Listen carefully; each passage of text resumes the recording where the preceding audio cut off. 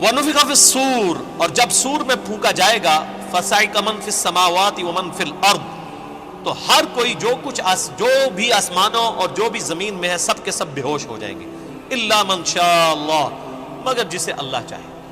یہ قیامت کے دن کا جو سور پھونکا جائے گا نا، یہ اس سور کا ذکر ہے کہ جو روئے ارض پہ لوگ ہیں، آسمانوں میں فرشتے آباد ہیں، سب کو موت آ جائے گی سوائے جس کو اللہ چاہے گا، اور وہ ایک شخص ہے جس کی ایکسیپشن ہے۔ وہ بخاری مسلم میں حدیث ہے، نبی علیہ السلام فرماتے ہیں ایک صحابی کا، حضرت ابوبکر صدیق کا، ایک یہودی سے جھگڑا ہوا۔ اس یہودی نے کہا کہ موسیٰ علیہ السلام کو اللہ تعالیٰ نے تمام جہانوں پہ فضیلت دی۔ صحابی نے کہا کہ نبی علیہ السلام کو سارے جہانوں پہ فضیلت دی۔ آپس میں جھگڑا ہوا تو اس صحابی نے نبی علیہ السلام کی محبت میں اس یہودی کو تھپڑ مار دیا۔ یہ بخاری مسلم دونوں میں۔ مقدمہ نبی علیہ السلام کے پاس پیش ہوا، آپ نے اپنے صحابی کو ڈانٹا اور فرمایا مجھے یونس پہ بھی فضیلت مت دو، اور یونس وہ ہیں کہ جن پہ اللہ تعالیٰ کی طرف سے عطاب آیا۔ پھر اتنا عطاب کہ سورہ الصافات میں ہے کہ اگر یونس اللہ سے توبہ نہ کرتے تو مچھلی کے پیٹ سے اس دن نکالے جاتے جس دن مردے اپنی قبروں سے نکالے جائیں گے۔ اور نبی علیہ السلام فرمایا مجھے یہ بھی نہ کہو میں یونس سے افضل ہوں، کسی دوسرے نبی کو ڈیگریڈ نہ کرو میرے مقابلے پہ۔ اور پھر فرمایا کہ تم موسیٰ کی بات کر رہے ہو، قیامت والے دن سب سے پہلے اللہ تعالیٰ مجھے اٹھائے گا، لیکن میں دیکھوں گا کہ مجھ سے پہلے ہی موسیٰ علیہ السلام ہوش میں ہوں گے اور اللہ کے عرش کا پایا تھامے ہوئے ہوں گے۔ مجھے نہیں پتا کہ ان پہ قیامت کی بے ہوشی طاری نہیں ہوئی، اس بے ہوشی کے سبب جو دنیا میں اللہ کی تجلی کی وجہ سے وہ بے ہوش ہوئے، یا مجھ سے پہلے وہ زندہ کر دیے جائیں گے۔ یعنی حضرت موسیٰ علیہ السلام کو یہ جزوی فضیلت تمام پیغمبروں پہ حاصل ہے کہ سب سے پہلے ان کو قیامت والے دن اٹھایا جائے گا، یا ان پہ قیامت کی بے ہوشی طاری نہیں ہوگی، کیونکہ دنیا میں وہ ایک دفعہ بے ہوشی گزار چکے ہیں اللہ تعالیٰ کی تجلی کی وجہ سے، جو سورۃ الاعراف کے اندر آیا۔ اب دیکھیں اللہ تعالیٰ فرماتا ہے جس سے اللہ چاہے گا وہ بے ہوش نہیں ہوگا۔ ثم نفخ فیہ اخری، پھر سور میں دوبارہ سے پھونکا جائے گا۔ فاذا هم قیام ینظرون، تو سب کے سب لوگ زندہ ہو جائیں گے اور یوں کھڑے ہو کے ایک دوسرے کو دیکھنا شروع کر دیں گے، انتظار کریں گے کہ اب کیا ہونا ہے۔ واشرقت الارض بنور ربها، زمین جگمگا اٹھے گی تیرے رب کے نور سے، یعنی اللہ تعالیٰ اس دنیا پہ آ جائے گا جیسا کہ شان کی لائق ہے۔ وجاء ربک والملک صفا صفا، سورۃ الفجر میں آتا ہے نا کہ اللہ تعالیٰ اور فرشتے قطار در قطار اس دنیا پہ اتریں گے، اسی دنیا کے اوپر میدان محشر قائم ہونا ہے۔ واشرقت الارض بنور ربها، زمین جگمگا اٹھے گی تیرے رب کے نور سے۔ ووضع الکتاب، اور نامہ اعمال کا دفتر سامنے رکھ دیا جائے گا۔ وجیء بالنبیین والشہداء، اور بلایا جائے گا نبیوں کو بھی اور شہداء کو۔ شہادت علی الناس کرنے والے لوگ جو نبیوں کے بہاف پہ نبیوں کا پیغام ان کی امتوں تک پہنچاتے ہیں، ان کو کہتے ہیں شہید۔ ایک تو وہ شہید ہے جس کو آپ شہید سمجھ رہے ہوتے ہیں، جو جنگ میں مارا جائے، یہ تو بہت چھوٹا شہید ہے۔ اصل شہید وہ ہے جو اللہ کی دعوت لے کے اٹھتا ہے اور شہادت علی الناس کرتا ہے، جو بخاری مسلم میں موجود ہے۔ کیا میں نے اللہ کا پیغام تم تک پہنچا دیا؟ صحابہ نے کہا یا رسول اللہ صلی اللہ علیہ وسلم پہنچا دیا۔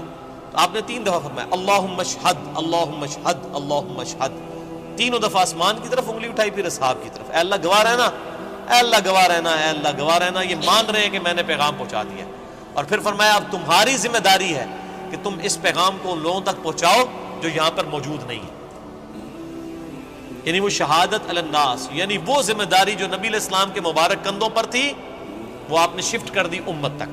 اب امت شہادت علی الناس کرے گی، تو ظاہر ہے جو پھر شہادت علی الناس کرنے والے ہیں ان کو نبیوں والی تکالیف سے بھی گزرنا پڑے گا، تو اللہ تعالیٰ پھر قیامت والے دن ان کو بدلہ دلوائے گا نا۔ نامہ اعمال بھی آ جائیں گے، نبی بھی، اور نبیوں کے جو خلفاء ہیں، جو نبیوں کے طریقے پر قیامت تک لوگوں کو دین کی طرف بلانے والے، شہادت علی الناس کرنے والے لوگ ہیں، وہ بھی بلا لیے جائیں گے۔ پھر کیا ہوگا؟ وَقُضِيَ بَيْنَهُمْ بِالْحَقِّ، پھر ان کے درمیان فیصلہ کیا جائے گا انصاف کے ساتھ۔ وَهُمْ لَا يُظْلَمُونَ، اور ان پر ظلم نہیں کیا جائے گا۔ وَوُفِّيَتْ كُلُّ نَفْسٍ مَّا عَمِلَتْ، اور ہر جان کو وہی کچھ بدلہ دیا جائے گا جو اس نے دنیا میں اعمال کیے ہوں گے، ہر جان کو بدلہ مل جائے گا۔ یہ نہیں ہے کہ دنیا میں کسی نے برے اعمال کیے تو اس کو بدلہ کوئی اچھا مل جائے گا، یا دنیا میں جس بیچارے نے اچھے اعمال گزارے اور زندگی مفلسی کی گزاری، اوتھے بھی جا کے بیچارہ انج ہی رہے گا نا، وہاں تو پھر اللہ تعالیٰ کہ ہاں تو پھر کرنسی کوئی اور ہے نا، وہاں تو نیکیوں کی کرنسی چلے گی نا۔ ہر جان کو بدلہ ملے گا جو کچھ اس نے دنیا میں اعمال کیے ہوں گے. وَهُوَ أَعْلَمُ بِمَا يَفْعَلُونَ اور اللہ خوب جانتا ہے جو کچھ وہ دنیا میں کام کیا کرتا ہے. اللہ کو کسی فرشتے کی, کسی نامہ اعمال کی کوئی حاجت نہیں ہے کسی کا ریکارڈ رکھنے کے لیے. ریکارڈ تو کئی ایک ریکارڈ جو ایسے نکلیں گے کہ جو اللہ کے حضور وہ نیکی شماری نہیں کی جائے گی. جو ریاکاری والی نیکیاں ہیں فرشتوں نے تو لکھی ہوں گی. فرشتوں کو تو نہیں پتا کہ کسی شخص نے یہ دکھلاوے کے لیے مسجد میں ٹائلیں لگوائی ہیں اور مسجد کے کنواں کھدوایا ہے, یا مسجد میں ٹوائلٹ بنوائے, یا مسجد میں قالین بچھوا دیا, یا مسجد کے اندر اس نے ایئر کنڈیشن لگوا لیا. یہ لوگوں کو دکھانے کے لیے لگایا تھا اس نے, یا میری رضا کے لیے لگایا تھا, اللہ کی رضا کے لیے؟ یہ بات فرشتوں کو نہیں پتا. فرشتے علم غیب تو نہیں جانتے, اسی لیے ان کے نامہ اعمال میں ایسی نیکیاں نکلیں گی. صحیح مسلم میں حدیث نہیں ہے قیامت والے دن ایک سخی کو, ایک شہید کو اور ایک قاری کو بلایا جائے گا, اللہ تعالیٰ تینوں کو اپنی نعمتیں گنوائے گا.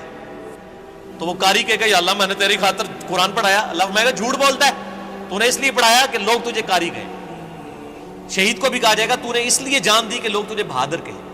اور سخی کو کہا جائے گا تو نے اس لیے اتنا مال خرچ کیا کہ لوگ تجھے کہیں بڑا یہ نیکو کیا کار ہے, بڑا سخی ہے, اور تمہیں دنیا میں تمہارا اجر مل چکا ہے, اب میرے ہاں تمہارے لیے کوئی اجر نہیں ہے. فرشتوں نے تو ان کو سخی شہید تو لکھا ہی ہوا تھا نا, تو فرشتوں کا ریکارڈ تو اس پہ تو اللہ تعالیٰ نے فیصلہ نہیں کرنا. فیصلہ تو اللہ تعالیٰ نے اپنے علم کی بنیاد پہ کرنا ہے کہ کس کے اعمال واقعی میرے لیے تھے اور کس کے نہیں. اسی لیے ریاکاری کو شرک اصغر کہا گیا. اب آخری رکوع آ رہا ہے وَسِيقَ الَّذِينَ كَفَرُوا إِلَىٰ جَهَنَّمَ زُمَرًا. قیامت والے دن دوزخیوں کو, کافروں کو, بات نہ ماننے والوں کو ہانکا جائے گا دوزخ کی طرف گروہ در گروہ. اس میں مسلمان بھی شامل ہوں گے, اس میں کافر بھی شامل ہوں گے. وہ مسلمان جو عملاً کافر تھے, صرف وہ شناختی کارڈ میں مسلمان تھے, نماز کوئی نہیں پڑھتے تھے. حَتَّى إِذَا جَاءُوهَا جب کہ وہ دوزخ کے پاس آئیں گے, فُتِحَتْ أَبْوَابُهَا تو دوزخ کے دروازے ان کے لیے کھولے جائیں گے. وَقَالَ لَهُمْ خَزَنَتُهَا تو اب دوزخ کے اوپر جو داروغہ ہے, خزانچی ہے, جو سمجھ لیں وہاں کی مینجمنٹ چلا رہا ہے, حضرت مالک علیہ السلام, سورہ الزخرف میں ان کا نام بھی آیا. تو دوزخ کے پورے معاملات ان کے انڈر ہیں, چیف ایگزیکٹو ہیں وہاں کے. تو جب دوزخیوں کو لایا جائے گا نا دوزخ کے دروازے پہ, تو پہلے جو جنہوں کہتے ہیں پہلا مینا جڑا نا انہوں نے مارنا ہے. وہ خزانچی کیا کہے گا؟ وَقَالَ لَهُمْ خَزَنَتُهَا وہ خزانچی کہے گا أَلَمْ يَأْتِكُمْ رُسُلٌ مِّنْكُمْ اوہ تمہارے پاس کوئی رسول نہیں آیا تھا دنیا میں؟ اوہ بدبختو دوزخ تک پہنچ گئے ہو, کیا تم ایسے لوگ ہو کہ جن کے پاس کوئی رسول نہیں آیا کہ ان کو پتہ ہی نہیں چلا؟ اصل میں تو رسول آیا ہوگا, یہ ان کو ٹونٹ کروایا جا رہا ہوگا. اور آپ قربان جائیں, اللہ نے آپ کے اوپر کتنی نعمت تمام کی اور میرے اوپر کتنی نعمت تمام کی کہ قیامت کے دن کا ڈراپ سین وہ ویڈیو پہلے ہی قرآن میں چلا کے بتا دیے کہ یہ کچھ ہونا ہے. اگر یہاں میں کسی کو یہ مستقبل کی ویڈیو دکھا دوں آپ میں سے کہ جی آپ میں سے جو فلاں شخص بیٹھا ہوا ہے, جیسے ہی یہاں سے سیڑھی اتر کے روڈ کراس کرے گا ٹرک کے نیچے آ کے مارا جائے گا, ویڈیو دیکھ لے اپنی, تم نکلنا ہی نہیں ہو, تھی کہہ رہا میری قبر ہی تے بنا دو, میں یہ اڑتا, یہی ہوگا نا. لیکن یہ قیامت کے دن کا ڈراپ سین بتایا جا رہا ہے, لوگوں کے کان پہ جوں تک نہیں رینگتی. اور اکثر لوگوں کو تو وہ یہ چیزیں قرآن پڑھنے سے ہی دور رکھا جاتا ہے. تو اللہ تعالیٰ ماتا ہے کہ وہ خزانچی کہے گا تیرے پاس کوئی رسول نہیں آیا تمہارے پاس, منکم یتلون علیکم آیات ربکم جو تمہارے رب کی آیات تم پر تلاوت کرتے, وینذرونکم لقاء یومکم ھذا اور تمہیں ڈراتے آج کے دن کی ملاقات سے کہ تمہیں اپنے رب کے حضور پیش ہونا ہے. اس جو یہ ملاقات ہونے والی تھی اس کا ڈر سنانے والا کوئی پیغمبر دنیا میں نہیں آیا تھا. آپ دیکھ لیں اللہ کے حضور بزرگوں والا کوئی کنسپٹ نہیں ہے. اللہ کے حضور دائی جو ہے, امام جو ہے وہ صرف پیغمبر ہے. یہاں تو ہونا چاہیے تھا نا کہ کوئی بزرگ نہیں آئے, کوئی فرقیاں دے بزرگ, کوئی شیخ الحدیث جنہوں نے تانوں گل دسی ہوئے, وہ سارے کے سارے ڈاکی ہیں. اصل میں جو ریپریزنٹیٹو ہے گاڈ کا آن دا فیس آف ارتھ وہ صرف پیغمبر ہوتا ہے, باقی تو سب ڈاکی ہیں, سب کے سب, وہ تو مڈل مین ہے. اصل میں جو پرسنالٹی ہوتی ہے وہ صرف پیغمبر ہوتا ہے. قالوا بلا، وہ کہیں گے ہاں کیوں نہیں، آیا تو تھا، ولکن حقت کلمۃ العذاب علی الکافرین، لیکن اب کیا ہو سکتا ہے، جو بات نہیں دنیا میں مانتے تھے اپنے پیغمبروں کی، ان پر اللہ کا عذاب تو آ کے رہنا تھا، ہم نے دنیا میں بات نہیں مانی، ہمارا یہ انجام ہو کر ہی رہنا ہے۔ قیل ادخلوا ابواب جہنم خالدین فیہا، کہا جائے گا کھولو دوزخ کے دروازے، داخل کر دو ان میں، ان کو ہمیشہ کے لیے۔ فبئس مثوى المتکبرین، کیا ہی برا ٹھکانہ ہے تکبر کرنے والوں کا۔ اور تکبر کی ڈیفینیشن میں پہلے بتا چکا صحیح مسلم سے کہ تکبر یہ ہے کہ تم حق بات سے اناد کرو اور لوگوں کو حقیر سمجھو۔ اب سائملٹینیس کنٹراسٹ، اہل جنت جو ہیں وہ کیسے پیش ہوں گے؟ وسیق الذین اتقوا ربهم الی الجنۃ زمرا، اہل جنت کو بھی گروہ در گروہ جنت کی طرف لے جایا جائے گا، یعنی جنتی بھی گروہوں کی شکل میں چل رہے ہوں گے۔ ظاہر ہے کہ کسی ایک دائی کی آواز پہ لبیک کسی نے کہا ہوگا، یعنی ہر زمانے میں حق کی آواز بلند کرنے والے لوگ موجود ہیں جنہوں نے اپنی عبادت نہیں کروائی، اللہ کی عبادت کروائی۔ ایک وہ لوگ آواز بلند کرنے والے ہیں جنہوں نے اپنی تجوریاں بھری، جنہوں نے اپنے نذرانے بھرے، جنہوں نے لوگوں کو اپنی ذات کی طرف لگایا، اور جب ان سے کہا گیا کہ اللہ کے ساتھ لگاؤ تو کیا جو پیچھے تو اللہ ہی ہے نا جی، اور جب کہا گیا کہ نبی علیہ السلام کے ساتھ لوگوں کو جوڑو تو انہوں نے کہا جی یہ بزرگ جو ہیں جو ہمارے امام ہم نے کھڑے کیے ان کے پیچھے نبی علیہ السلام ہی ہے۔ نبی علیہ السلام کو بھی بیک فٹ پہ کر دیا، اللہ کو بھی بیک فٹ پہ کر دیا۔ ان بزرگوں کی بات نہیں ہو رہی، واقعی جنہوں نے اللہ کی دعوت دی ہے، شہادت علی الناس کرنے والے گروہ در گروہ جنت میں داخل کیے جائیں گے۔ حتی اذا جاؤہا، یہاں تک کہ جب وہ جنت کے دروازوں کے پاس پہنچیں گے، وفتحت ابوابها، تو جنت کے دروازے پہلے ہی کھلے ہوں گے۔ پوائنٹ ٹو بی نوٹڈ، دوزخیوں کے لیے دروازے پہنچنے کے بعد کھولے جائیں گے، اور جنتیوں کو جب جنت کے دروازے پہ لایا جائے گا تو پہلے ہی کھولے ہوئے ہوں گے۔ اللہ تعالیٰ ان کو ایک لمحے کے لیے بھی تکلیف نہیں دینا چاہے گا کہ ان کے لیے کوئی سسپینس باقی ہو کہ پتہ نہیں اب یہ کون سا دروازہ کھولنے والا ہے، اور جنت کی خوشبو کتنی دور سے آ رہی ہوگی، تو پہلے ہی جنت کے دروازے کھلے ہوں گے، اتنا ڈیلے بھی اللہ تعالیٰ ان کے لیے نہیں کرے گا۔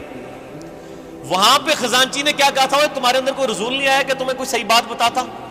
وہ کہیں گے ہاں جی آیا تھا لیکن ہم نے بات نہیں مانی۔ یہاں پر جو رضوان ہے جنت کا داروغہ، وہ کہے گا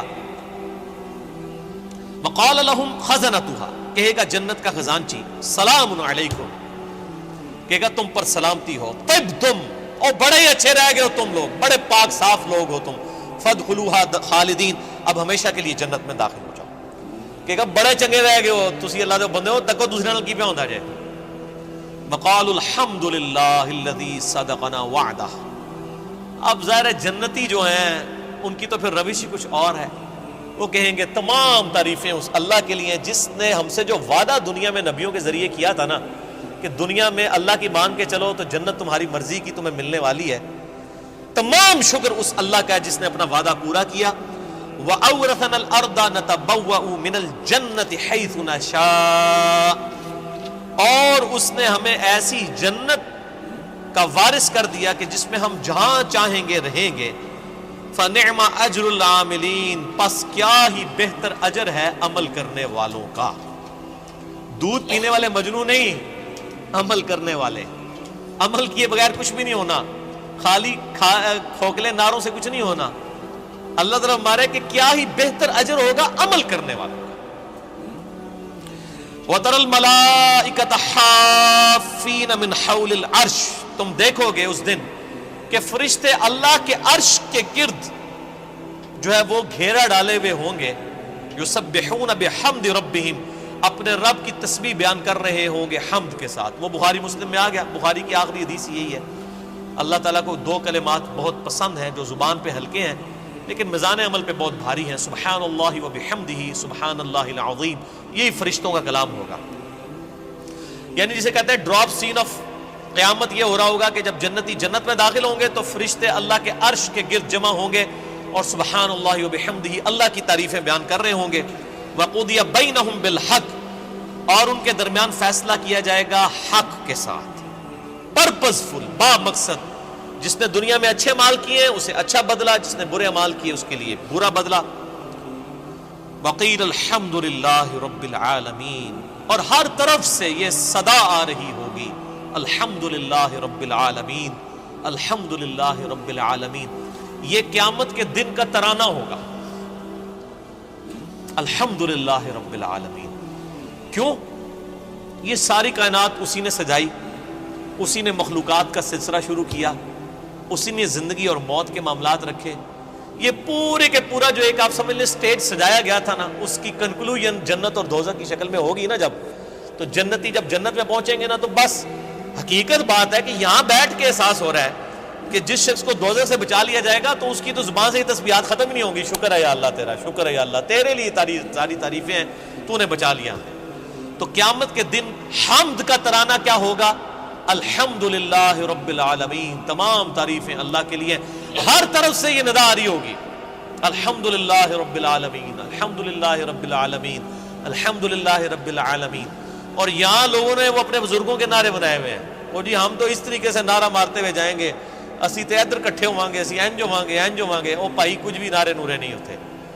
ایک اللہ کی حکومت ہے، لمن الملک اليوم للہ الواحد القہار، آج کے دن کس کی بادشاہت ہے؟ ایک اکیلے اللہ کی، جو سب پہ چھایا ہوا ہے۔